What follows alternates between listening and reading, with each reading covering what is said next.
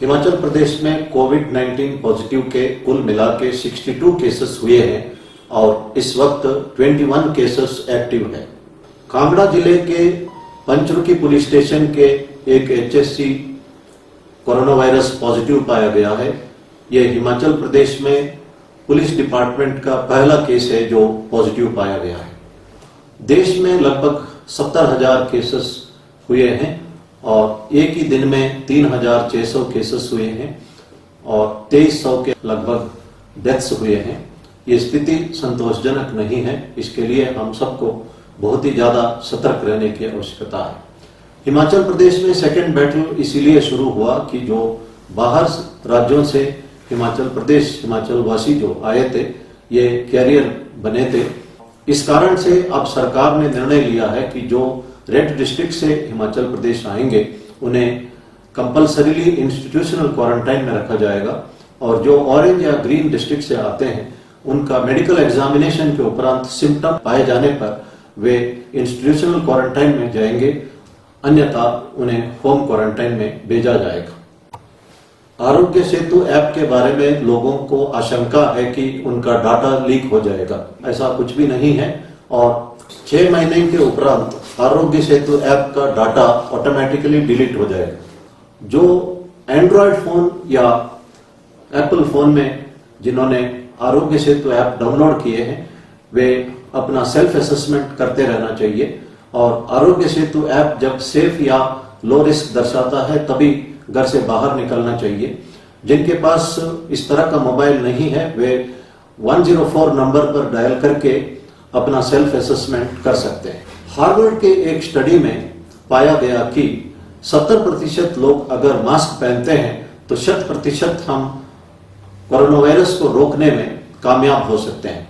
इसलिए मैं उम्मीद करता हूं कि हिमाचल में 70% से अधिक लोग मास्क पहनेंगे तथा मास्क को सही ढंग से पहनेंगे ताकि हम 100% कोरोना वायरस केसेस को हिमाचल प्रदेश में रोक सकेंगे। जब एग्जिट प्लान चलेगा हमें एक्सट्रीम कॉशियस होना जरूरी है और एक्सट्रीम प्रिकॉशन लेने की आवश्यकता है, क्योंकि जर्मनी और साउथ कोरिया ने एग्जिट प्लान के दौरान गलती की थी और दोबारा वहां पे वायरस का वेव हुआ है।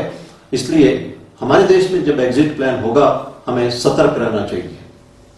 भारत सरकार के आयुष मंत्रालय के डायरेक्शन के मुताबिक होम्योपैथिक दवाई आर्सेनिक एल्बुम 30 पोटेंशियल हम 3 दिन लेने से रोग निरोधक का काम कर सकता है।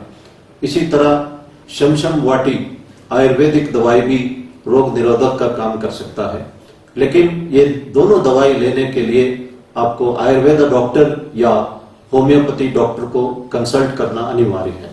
हिमाचल प्रदेश में हमने होम क्वारंटाइन का वायलेशंस देख रहे हैं।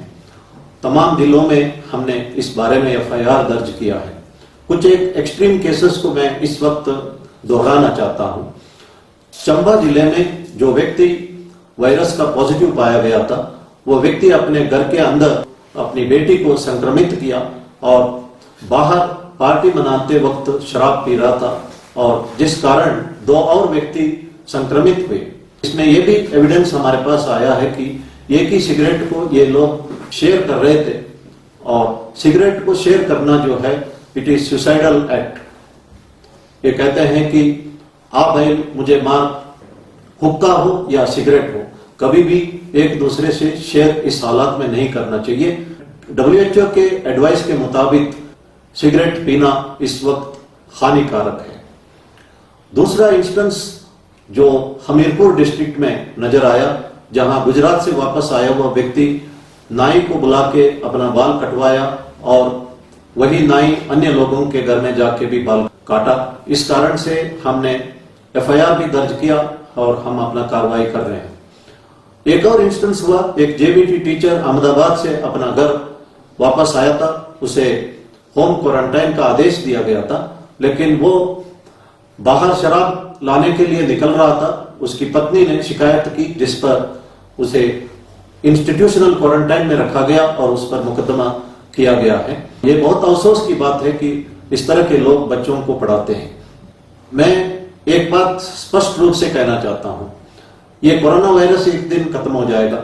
आप दूसरे राज्यों में जाके नौकरी दोबारा करना शुरू करेंगे, लेकिन इन मुकदमों की वजह से आपको हिमाचल वापस आना पड़ेगा और अदालत में मुलजिम बन के कटघरे में खड़ा होना होगा।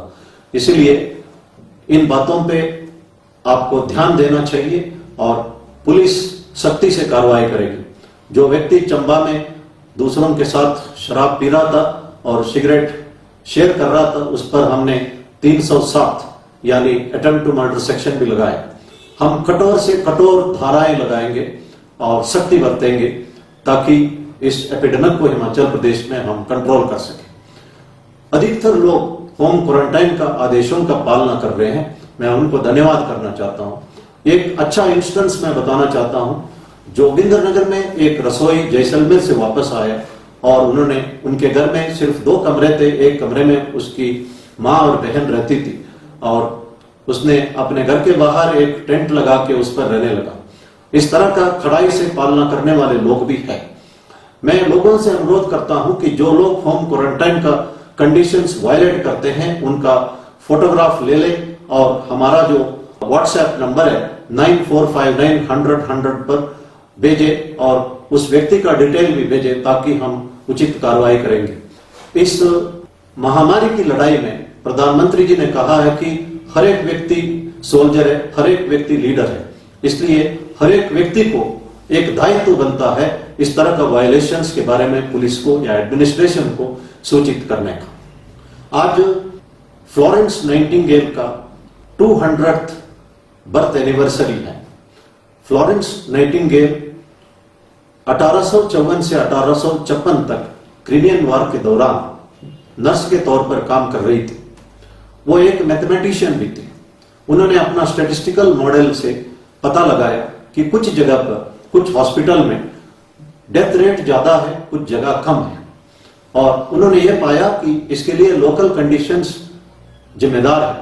और जब उन्होंने हैंड वॉशिंग और साथ में हाइजीनिक कंडीशंस मेंटेन किए हॉस्पिटल में, डेथ रेट 60% से नीचे आके 2.2% आया था और एपिडेमिक को कंट्रोल करने में वो कामयाब रही।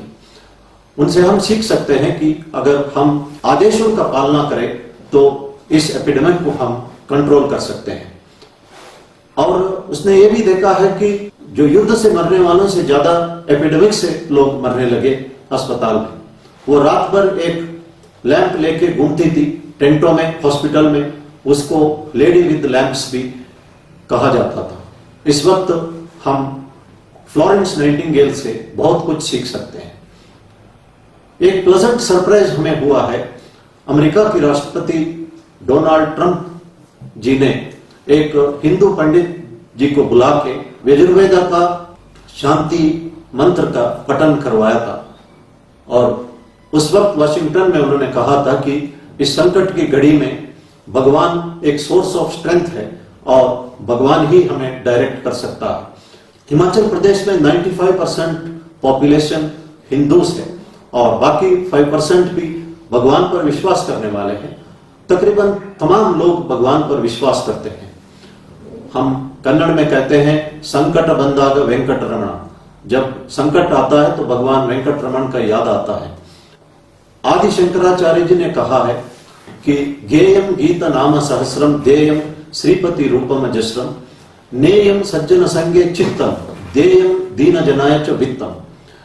उनका कहना है कि भगवान का सुंदर रूप हृदय में रखे, हमारे मन में या होठों से उनका नाम स्मरण करें और अच्छे लोगों का संपर्क रखे और अच्छे विचार मन में रखे और इसके लिए अच्छे किताब भी हम पढ़ सकते हैं और गरीबों का मदद करें, एक दूसरे का मदद करें।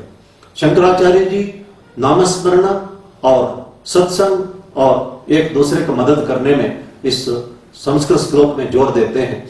नामस्मरण से हमारा थॉट, वर्ड्स और डीड्स प्यूरिफाई हो जाता है।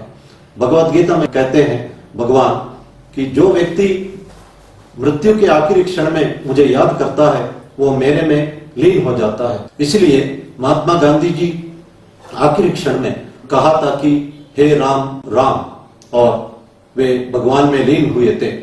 उनका वो जो मन में जो है वही वो बोलते थे और जो बोलते थे उसी को करके दिखाते थे। इसलिए वो महात्मा कहा जाते थे। और ये आखिरी क्षण में इतना आसान से संभव नहीं है। जैसे ओलंपिक का एक दावेक को लगातार दौड़ना पड़ता बचपन से ही, उसी तरह लगातार प्रैक्टिस करने से ही आखिरी क्षण में हम भगवान को याद कर सकते हैं। भगवान का नाम में शक्ति है। कहा जाता है कि हनुमान जी का ताकत राम नाम से ही है।